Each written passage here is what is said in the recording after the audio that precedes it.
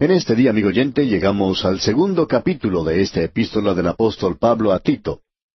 En el primer capítulo vimos que tenía que ver con el orden divino en la iglesia local. La iglesia debe ser un lugar bien ordenado. Y ahora, en este capítulo 2, la iglesia debe enseñar y predicar la palabra de Dios. Porque usted puede comprender que los ancianos a los que él tenía que establecer, tenían que hacer, usted recuerda, dos cosas. Ellos debían exhortar y luego debían convencer o refutar a aquellos que estaban contradiciendo las cosas, aquellos que estaban presentando herejías. Ahora usted no puede pasar todo el tiempo simplemente refutando a los demás. Y sin embargo, hay hombres que están dedicados a esta tarea que nosotros llamamos un ministerio negativo. Todo lo que ellos hacen es atacar a los enemigos del Evangelio, y posiblemente haga falta eso. Pero creemos que lo que necesitamos es un ministerio bien equilibrado. Y creemos que el apóstol Pablo nos presenta eso de una manera muy clara en el primer capítulo de esta epístola a Tito. Él nos dice cómo debe taparse la boca al hereje, y aquel que tiene un cargo en la iglesia debe conocer lo suficiente en cuanto a la palabra de Dios para contestarle a esta persona. Y como dijo el apóstol Pedro, tiene que ser capaz de dar las razones por la esperanza que está en él. Ahora, en el capítulo 2 se da el énfasis a la enseñanza de la palabra de Dios. Veamos lo que dice el primer versículo del capítulo 2 de esta epístola a Tito. Pero tú habla lo que está de acuerdo con la sana doctrina. Eso es importante, amigo oyente. Ahora, la sana doctrina indica aquellas cosas que ya hemos destacado con anterioridad. Es la doctrina de los apóstoles, y la iglesia primitiva continuaba en la doctrina de los apóstoles. Y eso es lo que se nos enseña aquí en estas epístolas. Esta es la doctrina de los apóstoles, digamos de paso. Esto es algo muy práctico. Ahora tenemos ante nosotros, en primer lugar, un mensaje para los ancianos. Para los ancianos, tanto hombres como mujeres. Veamos lo que dice pues el versículo 2 de este capítulo 2 de la epístola a Tito. Que los ancianos sean sobrios, serios, prudentes, sanos en la fe, en el amor, en la paciencia. O sea que ellos tienen que ser sanos en su amor y su paciencia. Eso es algo que necesitamos reconocer. Ellos tienen que ser sobrios, es decir, vigilantes, muy serios, hombres que puedan ser respetados y que sepan controlarse a sí mismos. Esas son las cosas que se mencionan aquí. Tenemos luego el mensaje para las ancianas en el versículo 3, donde leemos, Las ancianas asimismo sean reverentes en su porte, no calumniadoras, no esclavas del vino, maestras del bien. Ellas deben ser reverentes en su porte, no tienen que ser chismosas o borrachas. Y ellas son las que deben enseñar a las mujeres jóvenes, como vemos aquí en el versículo 4, que dice, que enseñen a las mujeres jóvenes a amar a sus maridos y a sus hijos. Ellas deben ser un ejemplo para estas mujeres jóvenes. Y continúa en el versículo 5, a ser prudentes, castas, cuidadosas de su casa, buenas, sujetas a sus maridos, para que la palabra de Dios no sea blasfemada. Hay varias cosas que se pueden destacar aquí. Cuidadosas de su casa. Esto nos indica que deben trabajar en el hogar. Ahora, quizá esto llegue a crearnos algunos problemas aquí, pero debemos decir esto. La responsabilidad principal de la esposa está en su hogar. Necesitamos reconocer que el hogar no es un lugar como una plaza de juegos nada más. Es un asunto bastante serio, por cierto. Esto de ser esposa y de tener los hijos en el hogar. Es algo que uno no hace de manera ligera nada más. Es por eso que se da este énfasis aquí. Estamos seguros que el apóstol Pablo nunca hubiera dado su aprobación a estos movimientos de la liberación de la mujer que todavía existe. Quizá esto no les guste a nuestras oyentes, por lo menos a algunas de ellas. Sin embargo, debemos decir que nos oponemos a eso porque creemos que esto es algo equivocado. Creemos que las mujeres quieren ser tratadas como mujeres y no como hombres. Si usted va a algún establecimiento, a algún negocio, especialmente algunas oficinas grandes, puede notar que hay muchas mujeres que trabajan como secretarias. Y en algunos lugares se están tratando por medio de la liberación de la mujer de ser ascendidas en las posiciones que ocupan. Ahora, estamos de acuerdo con esto, que según la habilidad de ellas, puedan ser ascendidas a ocupar un lugar más elevado. Pero también nos damos cuenta que cuando ellas salen del trabajo y tratan de subir a algún medio de transporte, siempre quieren ser las primeras. Y uno, claro, como caballero bien educado, tiene que cederles el lugar. Ellas están dispuestas a demandar ser iguales con los hombres, Pero cuando llegan a cosas como estas, ya se olvidan de eso. Si se demanda ser igual, entonces hay que estar dispuestas a trabajar en lugares que son más difíciles y que demandan mucho más esfuerzo físico que la simple tarea de oficina. Pero no creemos que en realidad quieran eso. La labor principal, lo más grande de este mundo, está en el hogar, y de eso es lo que el apóstol Pablo está hablando aquí. Quizá no recibamos cartas en cuanto a eso, pero eso no nos preocupa en realidad. Nos gusta recibir las cartas, ya sean malas o buenas. Ahora notemos lo que se nos dice aquí. Las mujeres deben ser prudentes, castas, cuidadosas de su casa, buenas, sujetas a sus maridos, y eso indica que deben ser amables, que deben obedecer a sus esposos, y debemos decir algo en cuanto a esto. Esta palabra que indica la sujeción de la mujer al esposo, después de haberla estudiado, nos indica ciertamente que la idea que se presenta es la idea de una esposa que responde a su esposo. Esta es la misma palabra que el apóstol Pablo usa en el capítulo 8 de su epístola a los Romanos. Allí se habla en cuanto a la obediencia y se ha traducido como sujeción. Pero creemos que es necesario comprender lo que quiere decir. En el versículo 7 del capítulo 8 de la epístola a los Romanos, dice, «Por cuanto los designios de la carne son enemistad contra Dios, porque no se sujetan a la ley de Dios, ni tampoco pueden». El pensamiento que tenemos aquí es que el hombre natural, el hombre carnal, no puede responder a Dios. Él no puede obedecer a Dios porque no tiene manera de responder a Dios. Ahora la esposa debe responder a su esposo, y ese es el pensamiento que tenemos aquí. El hombre es el agresor en el matrimonio, y ella tiene que responderle a él. Ninguna mujer, según opinamos nosotros, debería dirigirse a su marido y decirle, «Yo te amo», hasta cuando él le haya dicho a ella primero, «Yo te amo». Podemos identificarnos con aquel joven que se dirigió a la oficina de su pastor y le dijo, «Yo quiero que usted por favor hable con mi esposa. Quiero que le diga a ella que me obedezca». Y el pastor por supuesto le responde, «Yo no le voy a decir nada de eso, amigo». Este hombre dice, «¿Por qué?». Y el pastor le pregunta, «Dígame, ¿cuándo fue la última vez que usted le dijo a ella que la amaba?». Y este hombre respondió, «Yo no me acuerdo». «Pero, ¿qué tiene que ver eso con lo que yo estoy diciendo?». Y el pastor le contestó, «Eso tiene mucho que ver. Mientras usted no vaya a decirle a ella que la ama, no vemos por qué ella tiene que responderle a usted. ¿No le decía usted a ella, cuando la conoció por primera vez, que la amaba cuando la cortejaba?». Él dice, «Por supuesto que lo hice». Y entonces el pastor le dijo, «Bien, continúa haciéndolo, joven. Usted debe continuar cortejando a su esposa. Usted tiene que seguir diciéndole a ella que la ama. Y entonces ella le podrá decir a usted que ella le ama a usted. Y ella responderá a usted de una manera mucho mejor de lo que está haciéndolo ahora».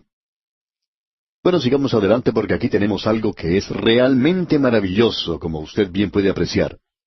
Ahora el apóstol Pablo se dirige a los jóvenes. Aquí él se dirige a los jóvenes tanto hombres como mujeres.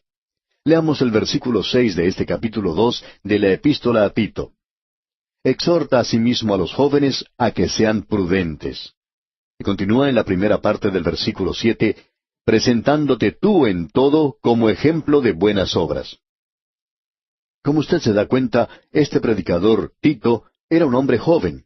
Entonces Pablo le está diciendo que debe ser un ejemplo, un modelo para los otros jóvenes. Y continúa en el versículo 7, «en la enseñanza, mostrando integridad». Y aquí en esta palabra integridad tenemos el pensamiento de aquello que no se corrompe. Nos indica aquella persona a la cual no le falta la fe. Es por eso que dice en este versículo, «en la enseñanza, mostrando integridad, seriedad». En el versículo 8 continúa diciendo, «palabra sana e irreprochable, de modo que el adversario se avergüence y no tenga nada malo que decir de vosotros». Es decir, que uno debe permitir que por medio de la conversación se revele la clase de persona que uno es. Luego dice en el versículo 9, en su primera parte, «exhorta a los siervos a que se sujeten a sus amos». Ahora, el apóstol Pablo se dirige a otro grupo, y en la iglesia primitiva había muchos que eran esclavos. En realidad, en las catacumbas, el 90% de los nombres que se encuentran allí eran de esclavos o de personas que habían sido esclavas. Allí fue donde el Evangelio llegó a satisfacer una gran necesidad en aquellos días primitivos. Y él dice, «exhorta a los siervos a que se sujeten a sus amos». Nuevamente tenemos aquí este pensamiento de que ellos deben responder, tienen que estar interesados en sus negocios y en su trabajo. Si una persona, especialmente en la obra cristiana, no pone o no se dedica de todo corazón a esto, debería salir de allí. Eso es lo que pensamos nosotros. Uno no trabaja en una organización cristiana, amigo oyente, para ganarse la vida. Uno trabaja en una organización cristiana porque quiere trabajar en ella y espera poder recibir un pago por lo que hace. Pero eso no es lo importante en esto. Lo que deseamos señalar es que la obra cristiana tiene que hacerse con el corazón, así como con la cabeza y con las manos. Eso es lo importante. Ahora, en el versículo 9 de este capítulo 2 de la epístola a Tito dice, «Exhorta a los siervos a que se sujeten a sus amos, que agraden en todo, que no sean respondones». Es decir, que no estén contestando a sus patrones. Luego dice en el versículo 10, «no defraudando». O sea que no estén robándole a los patrones. Es por cierto grande la cantidad de dinero que se pierde a causa de los robos que producen los negocios por los mismos trabajadores. Y aquí dice, no defraudando. No sea un ladrón, y prosigue en este mismo versículo 10 diciendo, sino mostrándose fieles en todo, es decir, fidelidad. Y finaliza este versículo 10 diciendo, para que en todo adornen la doctrina de Dios nuestro Salvador. Ahora, esta palabra adornar que se usa aquí es aquella palabra de donde proviene la palabra cosméticos. Y aquí tenemos una pregunta que se presenta de vez en cuando. ¿Cree usted que las mujeres deben usar cosméticos? Bueno, sí, de esta clase que se habla aquí se puede utilizar mucho. Para que en todo adornen la doctrina de Dios. Es decir, usted dice que tiene una fe sana, entonces puede adornar esto de esta manera. Podríamos referirnos a esto como un lápiz labial que adorne una boca con una lengua amable. Eso puede ser algo muy bueno y nuevo, por cierto. Hablar en forma amable, bondadosa. Luego, algo para el rostro. Podríamos decir la sinceridad y la realidad. Así es que hay toda clase de cosméticos que uno puede usar como creyente en el presente. Y nos gustaría ver a muchos creyentes utilizando esa clase de adornos que menciona aquí el apóstol Pablo en esta carta a Tito. El apóstol se detiene ahora para poner un fundamento debajo de las vidas de esta gente. Él ahora declara el Evangelio, y este Evangelio se presenta en tres tiempos diferentes: el pasado, el presente y el futuro. Usted tiene que haber notado en algún mapa que si viaja del oriente al occidente, o del occidente hacia el oriente, hay muchos cambios de zonas de tiempo. Como por ejemplo, diríamos que cuando en Centroamérica son las 7 de la mañana, en Europa puede ser alrededor del mediodía. Y si uno viaja de un lado a otro, tiene que pasar por varias zonas de tiempo. Si uno toma, por ejemplo, uno de estos nuevos aviones que sobrepasan la velocidad del sonido, y sale al mediodía de Europa, digamos, y el viaje demora unas 4 horas, entonces se llegaría al punto de destino 1 hora antes de la hora de partida en la otra ciudad. Eso es algo realmente sorprendente. Pero aún más sorprendente y maravilloso es la gracia de Dios en el presente, y se nos presenta también en 3 zonas de tiempo, digamos. La primera se nos presenta en el versículo 11 de este capítulo 2 de la epístola a Tito, donde leemos, «Porque la gracia de Dios se ha manifestado para salvación a todos los hombres». Allí se refiere al pasado. Luego en el versículo 12 se nos dice, «enseñándonos que renunciando a la impiedad y a los deseos mundanos, vivamos en este siglo sobria, justa y piadosamente». Allí se hace referencia al presente. Y luego tenemos la tercera zona, es decir, el futuro, en el versículo 13, donde dice, «aguardando la esperanza bienaventurada y la manifestación gloriosa de nuestro gran Dios y Salvador Jesucristo». Estas son las 3 zonas de tiempo de la gracia. Tenemos aquí la gracia en 3 zonas de tiempo. Ahora notemos lo que tenemos aquí. Leamos el versículo 11. «Porque la gracia de Dios». Pablo está diciendo, un momento por favor. Él dice, yo quiero colocar un fundamento debajo de ustedes, creyentes de Creta, porque lo necesitan. Quiero poner debajo de ustedes la doctrina de la gracia de Dios. Ahora, la gracia de Dios aquí es la forma en que Dios nos salva. Y el Evangelio, amigo oyente, no es meramente un buen consejo. Cierto predicador decía en una ocasión, mi púlpito es un lugar para las buenas noticias, pero mi estudio, mi oficina, ese es el lugar para los consejos. El Evangelio, pues, no es un buen consejo, es buenas noticias. Y es mucho más que buenas noticias. Es el poder de Dios para la salvación. Pablo aquí está aconsejando a Tito que demande de los cretenses que vivan vidas que adornen el Evangelio porque es el poder de Dios. Y no hay ninguna razón ni excusa para que un creyente viva una vida de derrota y fracaso, porque la gracia de Dios que brinda salvación se ha manifestado para todos los hombres. Y esta palabra manifestado representa epifanía. Se refiere a cuando Él vino hace más de 2000 años y lo que Él hizo por nosotros es el Evangelio. Él murió por nosotros y Dios, por tanto, no nos salva por amor ni nos salva por la misericordia. Por gracia sois salvos por medio de la fe, dice la Escritura, y esto no de vosotros, pues es un don de Dios. La misericordia es la compasión de Dios que le movió a Él a enviar a un Salvador para los hombres.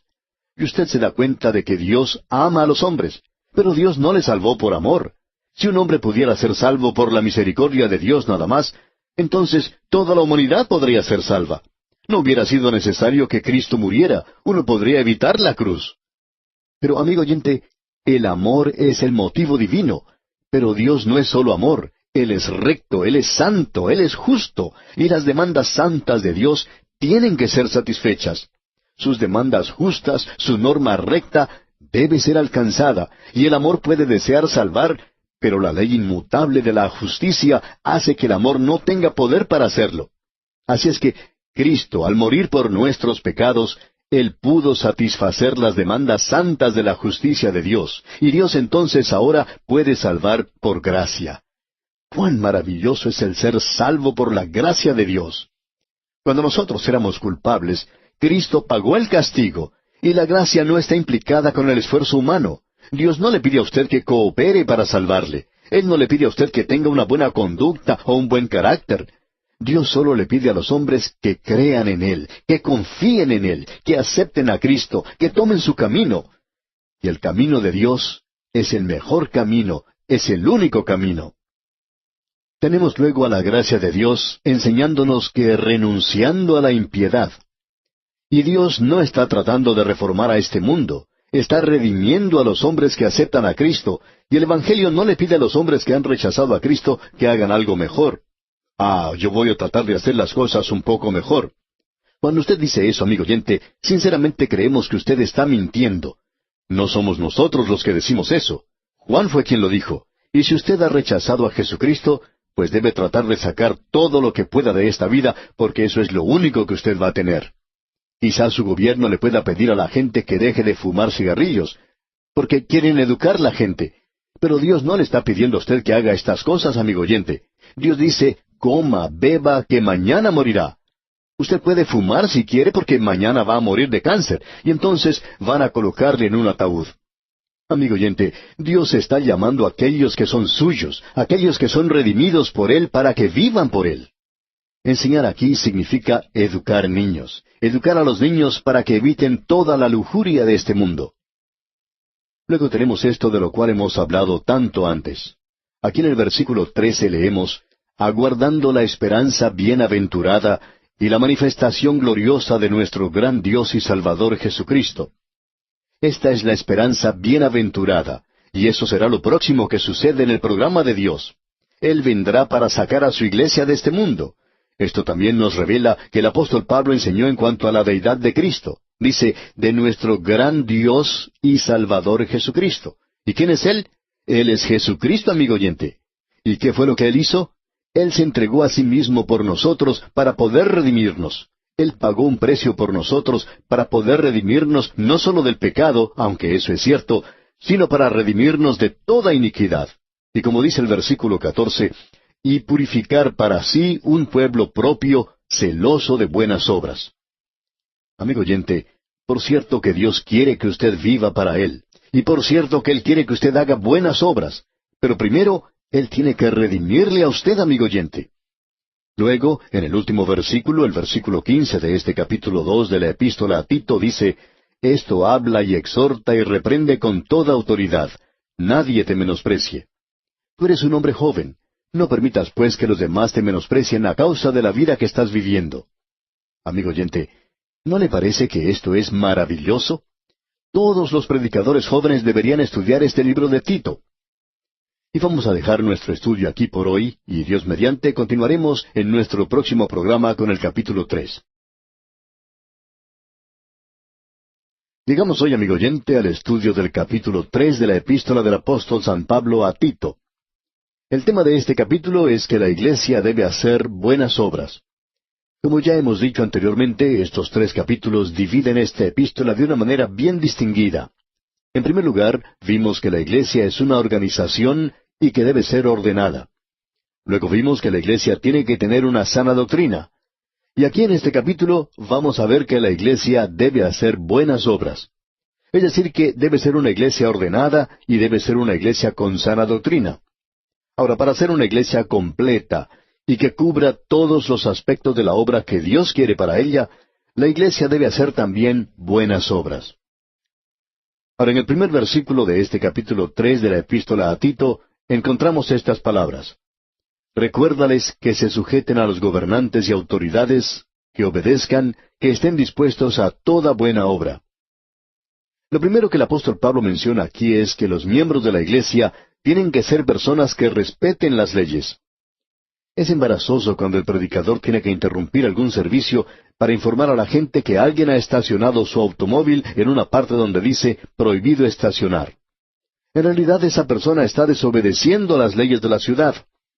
Y es necesario que los creyentes presten atención al hecho de que todo creyente debe estar sujeto a las autoridades y a los gobernantes. Creemos que un creyente debe obedecer las leyes del país en el cual vive, si ellas no están en conflicto o si no contradicen su deber y su relación con Dios, según el creyente lo ve. Ahora esto nos hace pensar en algo que creemos es muy importante e interesante porque puede ser de actualidad y se trata de lo siguiente. Si a un joven se le llama al servicio militar de su país, ¿debería ese joven ir a servir a su país de tal manera, cuando en sus convicciones religiosas él piensa de otra manera? Bueno, puede ser que a este joven se le ponga en una posición bastante difícil y que hasta se le llegue a acusar de no ser leal a su país. Sin embargo, puede haber posibilidades para este joven de servir en el ejército de su país sin tener que empuñar un arma para atacar al enemigo. Hay personas que tienen objeción a esto de llevar armas, y por cierto que pueden dedicarse a tareas en el ejército que no les obliguen a hacer estas cosas. Creemos que se debe hacer un esfuerzo para comprender a estos jóvenes. Aún así, nosotros debemos estar sujetos a los gobernantes y a las autoridades. La iglesia debe enseñar esto, ya que es parte de los mensajes que deben ser dados dentro de las iglesias a sus miembros. Ellos deben ser obedientes a los poderes establecidos, y no es que seamos obedientes a la persona, es decir, a un hombre, sino al cargo que él representa.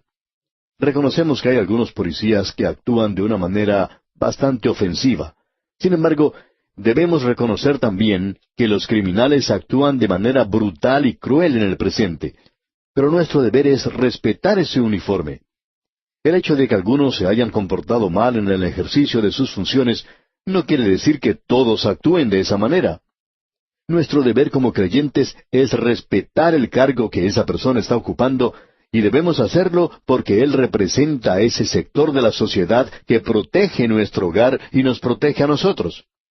Amigo oyente, si no tuviéramos a estos policías, nos encontraríamos en una situación bastante precaria, por cierto.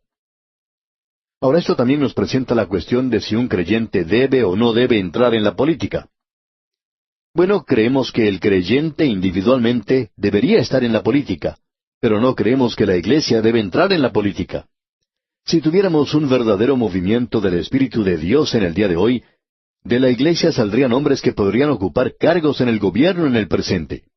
Esto fue lo que ocurrió en la época de Wesley en Inglaterra. Él se dedicaba a predicar el Evangelio y nunca trató de reformar al rey de Inglaterra o aún a la iglesia de Inglaterra. Él solamente se dedicaba a predicar la palabra de Dios y los hombres se convertían bajo su predicación. Y de allí salían hombres que podían ocupar altos cargos en el gobierno. De allí nació ese gran movimiento laboral que ayudó tanto a los obreros de esa época. Comenzó de este esfuerzo de parte del predicador Juan Wesley. Allí comenzó ese gran movimiento en contra del trabajo de los menores de edad. Es necesario tener personas creyentes en cosas como estas.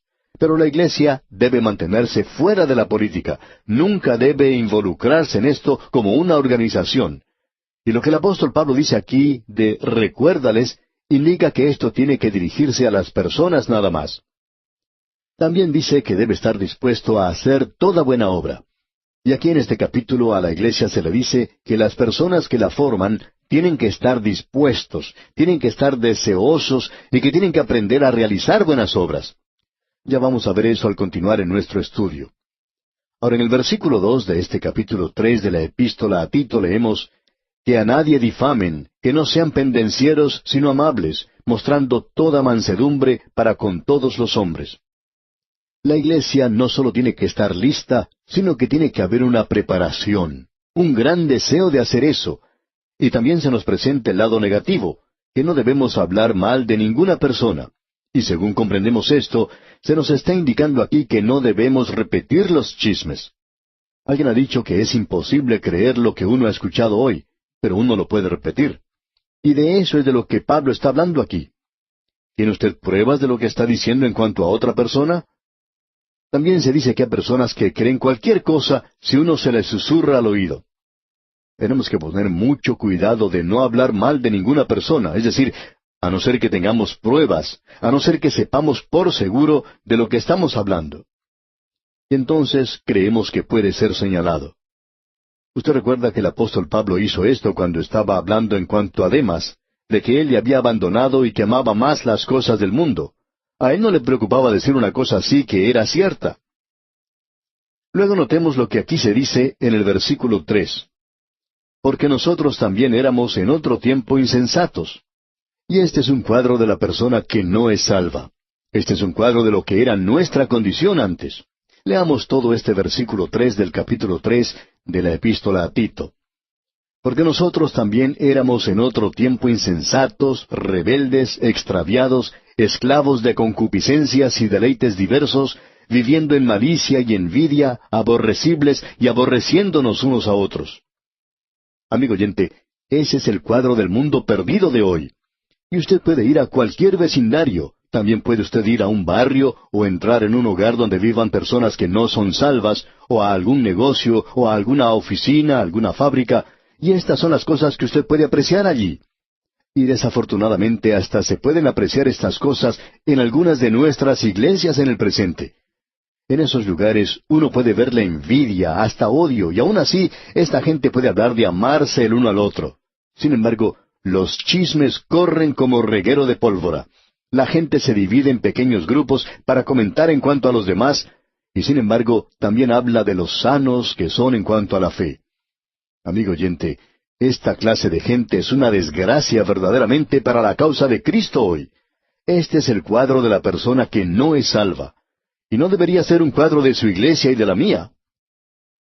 Ahora el versículo 4 de este capítulo 3 de la epístola a Tito dice, Pero cuando se manifestó la bondad de Dios nuestro Salvador y su amor para con los hombres, y luego sigue diciendo en la primera parte del versículo 5 lo siguiente, nos salvó, no por obras de justicia que nosotros hubiéramos hecho. Este era el cuadro de nosotros antes, pero el llegar a ser un creyente no indica que se comience a escribir mejor en una nueva página, porque uno descubre que escribe lo mismo en esta página que en la página anterior. Existe esa idea de tomar resoluciones nuevas, de prometer mejorar. Es malo que su vida haya sido como era antes. Sin embargo, amigo oyente, en el versículo 5 leemos que nos salvó, no por obras de justicia que nosotros hubiéramos hecho, sino por su misericordia. Amigo oyente, fue porque Cristo murió por nosotros y pagó el castigo de nuestros pecados, y ahora Dios está preparado para extender su misericordia hacia nosotros, y es según su misericordia que Él nos salva. Y Él es rico en misericordia, tiene abundancia de ella. No importa quién sea usted, amigo oyente, Él puede salvarle a usted porque Cristo murió por sus pecados. Ya ha sido pagado el castigo por ese pecado y ahora Él le entrega a usted su misericordia, y usted puede presentarse completo en Él. Luego continúa diciendo en este versículo 5, por el lavamiento de la regeneración. Y esta palabra, lavamiento, que se nos presenta aquí, nos habla de esa fuente de regeneración. El cuadro es de esa fuente o lavacro que estaba en el tabernáculo y luego en el templo. Y creemos que tenemos aquí lo mismo que el Señor Jesucristo dijo a Nicodemo en el capítulo 3, versículo 5 del Evangelio según San Juan. El que no naciere de agua y del Espíritu no puede entrar en el reino de Dios. Y el agua representa la palabra de Dios. Amigo oyente, esta Biblia puede lavarle a usted. Tiene ese poder santificador, tiene poder para limpiar, es decir, limpiado por la palabra de Dios, lavado, el lavacro de la regeneración. Lo que sucede es que el Espíritu de Dios utiliza la palabra de Dios, nacido de agua y del Espíritu, el lavamiento de la regeneración. Y así es como uno nace de nuevo. Luego el versículo 5 concluye diciendo, y por la renovación en el Espíritu Santo. Es Él quien lo regenera a usted, Él solamente. Ese es el cuadro que tenemos aquí. Ahora en el versículo 6 dice, el cual derramó en nosotros abundantemente por Jesucristo nuestro Salvador. ¿Ha notado usted que Dios siempre tiene abundancia de todo? En cualquier cosa que Dios hace, hay abundancia. Cuando alguien nos dice, ¿sabe usted que oramos por tal cantidad de dinero y la cantidad exacta nos llegó? Sabemos que Dios lo hizo. Amigo oyente, sí, Dios puede darle la cantidad exacta, como también puede darle más de lo que necesita. Él puede actuar así abundantemente por Jesucristo nuestro Salvador.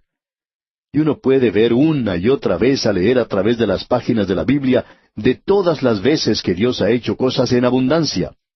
Él es capaz de hacer las cosas abundantemente, mucho más allá de lo que nosotros podamos pedir o pensar. Él no solo le da a usted la cantidad exacta, amigo oyente, Él puede, si es su voluntad, darle mucho más. Él siempre le da en abundancia. Ahora el versículo 7 de este capítulo 3 de la epístola a Tito dice, para que justificados por su gracia, viniésemos a ser herederos conforme a la esperanza de la vida eterna. Nuevamente el señala aquí hacia la esperanza del creyente, a la venida de Cristo por su iglesia. Ahora escuche una vez más lo que él dice en cuanto a las buenas obras aquí en el versículo 8. Palabra fiel es esta, y en estas cosas quiero que insistas con firmeza para que los que creen en Dios procuren ocuparse en buenas obras. Estas cosas son buenas y útiles a los hombres. Amigo oyente, el hecho mismo de que el creyente sea salvo por la gracia de Dios no le da a él una excusa para no hacer buenas obras. La realidad es que tiene que hacerlas, procurar ocuparse en buenas obras. El apóstol Pablo dice que en estas cosas Tito insista con firmeza. Después que usted ha sido salvo, Dios va a hablar con usted en cuanto a las buenas obras. Hasta ese momento, Él ni siquiera le está dirigiendo la palabra. Si usted está escuchando nuestro programa hoy y no ha aceptado aún al Señor Jesucristo como su Salvador personal, permítanos decirle, amigo oyente, que Dios no está ni siquiera interesado en sus buenas obras, porque lo que usted llama buenas obras, Dios llama trapos de inmundicia. La justicia del hombre es como trapos de inmundicia delante de Él. Él no quiere eso, amigo oyente, pero Él quiere salvarle. Y si usted viene a Él tal cual es, entonces Él le salvará. Y Él hace eso porque ya ha realizado algo por usted. Y Él no le está pidiendo a usted que haga nada. ¿Qué puede usted hacer por Dios? Pero ahora que usted ya ha sido salvo y es un hijo de Él, entonces Él quiere hacerle saber que quiere hablar con usted en cuanto a las buenas obras. Dios quiere que usted produzca algo. Él quiere que usted tome parte en las cosas de Él, y creemos que es en propagar, en esparcir la palabra de Dios en el presente. Esta es la razón por la cual nosotros seguimos repitiendo esto una y otra vez. Pensamos que usted tiene que tomar parte en la propagación de la palabra de Dios, en el esparcimiento de la palabra de Dios hoy. Y uno debe tener cuidado en cuanto a hacer buenas obras. Es decir, que esas son las cosas en las cuales usted debe pensar, considerar, analizar y desear hacer. Ahora el versículo 9 del capítulo 3 de esta epístola a Tito dice, pero evita las cuestiones necias y genealogías y contenciones y discusiones acerca de la ley, porque son vanas y sin provecho. El apóstol Pablo dijo que nosotros debemos defender la fe, pero no en argumentos o debates. Eso no es bueno, no da resultado y nunca lleva a nadie a conocer a Cristo como su Salvador. Quizá usted pueda derrotar eventualmente a alguna persona, pero usted no ha llegado a tocar su corazón y no le ha ganado a él para Cristo. Y aquí dice el apóstol en este versículo 9, pero evita las cuestiones necias y genealogías en el día de hoy. Esa es la razón de la existencia de este programa. Nosotros no desarrollamos ciertas cosas que son sensacionales en el presente. Hay personas que quieren que hablemos en cuanto a los demonios y cosas como el exorcismo. Pero no, amigo oyente, no entremos en esas cosas. Preferimos mucho más hablar en cuanto al Espíritu Santo que puede morar dentro del creyente.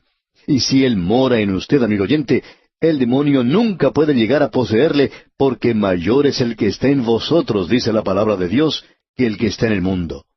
Y eso es todo lo que necesitamos en cuanto a esto en el presente. Es muy fácil apartarse hoy, especialmente si usted no ha aprendido mucho de la Biblia.